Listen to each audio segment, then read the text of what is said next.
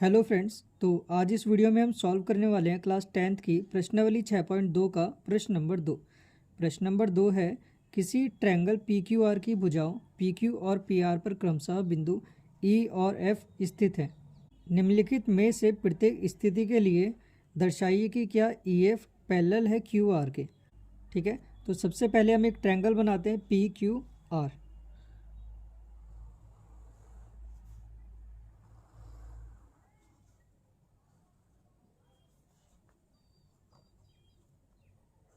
ठीक है, अब दिया है कि ट्रायंगल पी क्यू आर की जो भुजाएं हैं पी क्यू और पी आर, उन पर क्रमशः बिंदु ई और एफ स्थित हैं। ठीक है, तो पी क्यू पर ई स्थित है, तो इस पी क्यू पर कहीं ना कहीं कोई एक पॉइंट है जो ई है।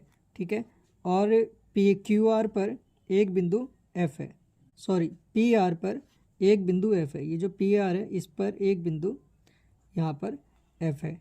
ठीक है, तो अब हमें इस क्वेश्चन में 3 पार्ट दिए हैं। ठीक है, पहला पार्ट ये है, 2 पार्ट और हैं इसके। इन पार्ट्स में हमें ये बताना है कि क्या ई एफ पैरेलल है क्यू आर के। ठीक है, ये जो ई एफ है ये क्यू आर के समांतर है या नहीं है। तो किसी भी त्रिभुज में, ठीक है, किसी भी त्रिभुज में अगर किसी भुजा के साथ में अगर कोई एक पैरेलल लाइन त्रिभुज के अंदर खींच दी जाए, ठीक है, भुजा के समांतर, तो वो भुजा की साइडों को, ठीक है, ये वाली जो साइड्स होती हैं इन्हें बराबर अनुपात में डिवाइड कर देती है। जैसे P E upon E Q बराबर होगा किसके, E F upon F R के, मतलब इनका अनुपात इसके अनुपात के बराबर होगा। या फिर हम ये भी कह सकते हैं कि P E upon P Q और P F upon P are.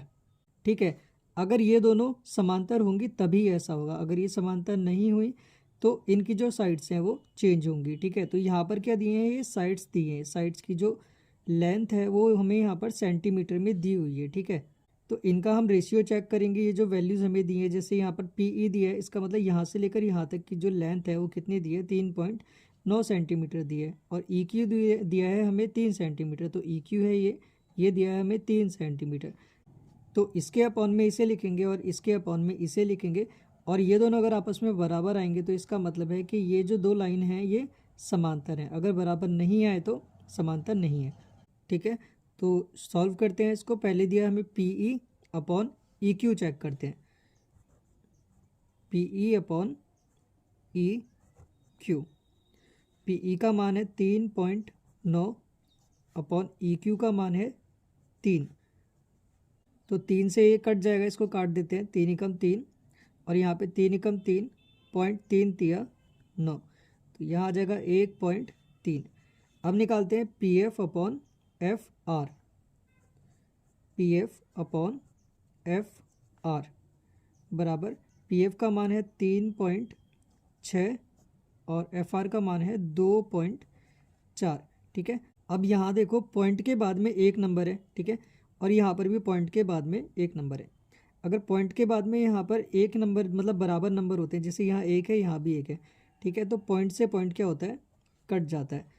और अगर बराबर ना हो, जैसे यहाँ 2 हो और यहाँ पर केवल एक ही हो, तो पॉइंट से पॉइंट नहीं कटेगा। ठीक है, तो पॉइंट से पॉइंट कट गया। अब हम क्या करते हैं, इसको 2 से काट देते हैं, क्योंकि दोनों नंबर 2 से कट जाते हैं। ठीक है, 2 एकम 2 और 2 दूनी 4, ये भी कट जाएगा। 2 एकम 2, 2 अट्ठे 16, ये फिर 2 से कटेगा, 2 छिंग 12 और 2 निम 18। ठीक है, अब ये 3 से कट जाएगा, 3 दूनी 6 और 3 तिया 9, तो ये क्या आ गया, 3/2 आ गया। अब 3 को अब 2 से भाग करेंगे तो क्या आएगा, 2 एकम 2, 0.0 लगेगा। ठीक है, एक बचेगा, 2 पंजे 10, तो ये आ जाएगा 1.5। ठीक है, तो इस वाले पार्ट का रेशियो और इस वाले पार्ट का रेशियो बराबर नहीं है। इसका मतलब ये वाली लाइन और ये वाली लाइन आपस में समांतर नहीं है। तो यहाँ पे हम लिख देंगे, चूंकि P E upon E Q बराबर नहीं है P F upon F R के। ठीक है, इसलिए ई एफ क्यू आर के समांतर नहीं है। ठीक है, अब सेकंड क्वेश्चन है। सेकंड क्वेश्चन में दिया है पी ई बराबर 4 सेंटीमीटर और क्यू ई बराबर 4.5 सेंटीमीटर और पी एफ बराबर 8 सेंटीमीटर और आर एफ बराबर 9 सेंटीमीटर। तो यहाँ पर हम पहले चेक करते हैं P E upon E Q. ठीक है, P E upon E Q बराबर पी ई दिया है हमें 4 और यहाँ दिया है ई क्यू। ठीक है, और यहाँ दिया है क्यू ई, तो है तो दोनों एक ही। ठीक है, तो इसको हम ई क्यू भी लिख सकते हैं और क्यू ई भी लिख सकते हैं। तो ये दिया है हमें 4.5। अब यहाँ नीचे वाले नंबर के पास में यहाँ पर बीच में क्या है, पॉइंट है। तो अगर हम पॉइंट हटाएंगे तो ऊपर ज़ीरो बढ़ेंगे। कितने ज़ीरो बढ़ेंगे, पॉइंट के आगे जितने नंबर होंगे उतने ही ज़ीरो बढ़ेंगे। तो यहाँ पॉइंट के आगे कितने नंबर है, एक ही नंबर है, तो ऊपर सिर्फ एक ज़ीरो बढ़ेगा। तो यहाँ आ जाएगा 40/45। अब इसको काट देते हैं। ठीक है, दोनों संख्याएं 5 से कट जाएंगी। 5 अट्ठे 40 और 5 निम 45। तो ये आ गया 8/9। अब निकालते हैं P F upon F R.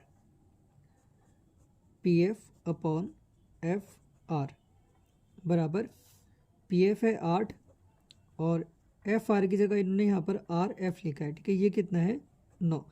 तो यहाँ पर ये दोनों साइड्स के जो रेशियो हैं, ठीक है, वो क्या है, बराबर हैं। इसलिए ये जो दोनों साइड्स हैं ये पैरेलल होंगी, मतलब समांतर होंगी।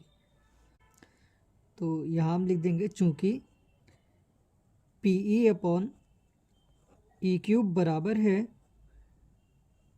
P F upon F R के।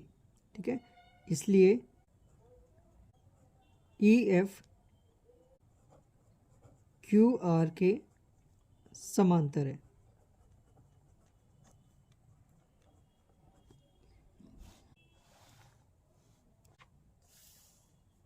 अब थर्ड क्वेश्चन करते हैं।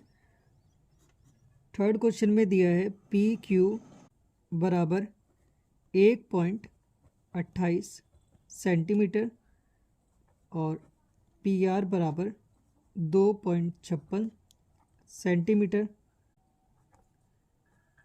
पी ई बराबर 0.18 सेंटीमीटर और पी एफ बराबर 0.36 सेंटीमीटर।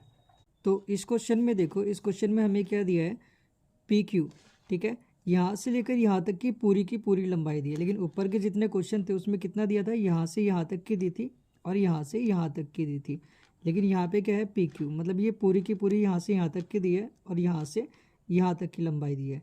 तो इस क्वेश्चन को हम दो तरीके से कर सकते हैं। ठीक है, या तो इस तरीके से कर सकते हैं, क्योंकि हमें यहाँ पर क्या दिया है, पी ई, मतलब यहाँ से यहाँ तक की भी दी है और यहाँ से यहाँ तक की ना देके ये वाली पूरी दी है। तो इसको हम ऐसे भी कर सकते हैं, P E upon P Q और P F upon P R. ठीक है, इससे भी यही होगा, जो समांतर लाइन होती है तभी इनके रेशियो भी बराबर होते हैं। ठीक है, इसका आधा ले लेंगे और इसका यहाँ से यहाँ तक की पूरी लंबाई लेंगे। और दूसरा तरीका ये कि ई क्यू का मान हमें दिया नहीं है, तो ई क्यू का मान हम निकाल सकते हैं और निकालने के बाद में फिर बाद में हम अनुपात ज्ञात करेंगे। तो यहाँ पे हम नॉर्मली ज्ञात कर लेते हैं। ठीक है, P E upon P Q, P E upon P Q. तो पी ई दिया है हमें 0.18 और पी क्यू दिया है 1.28। ठीक है, यहाँ भी पॉइंट के बाद में 2 नंबर है, यहाँ भी पॉइंट के बाद में 2 नंबर हैं, तो पॉइंट से पॉइंट कट जाएगा। तो यहाँ पे क्या बचेगा, 18/128। अब इन्हें काट देते हैं, दोनों संख्याएं 2 से कट जाएंगी। 2 निम 18, 2 छिंग 12, 2 चौक 8। ठीक है, अब ये दोनों संख्याएं एक दूसरे से नहीं कटेंगी, तो यहाँ पे आ जाएगा 9/64। अब ये वाला देखते हैं, P F upon P are. P F upon P are बराबर पी एफ है 0.36 और पी आर है 2.56। ठीक है, यहाँ भी पॉइंट के बाद में 2 नंबर है और यहाँ भी, तो ये पॉइंट से पॉइंट कटेगा।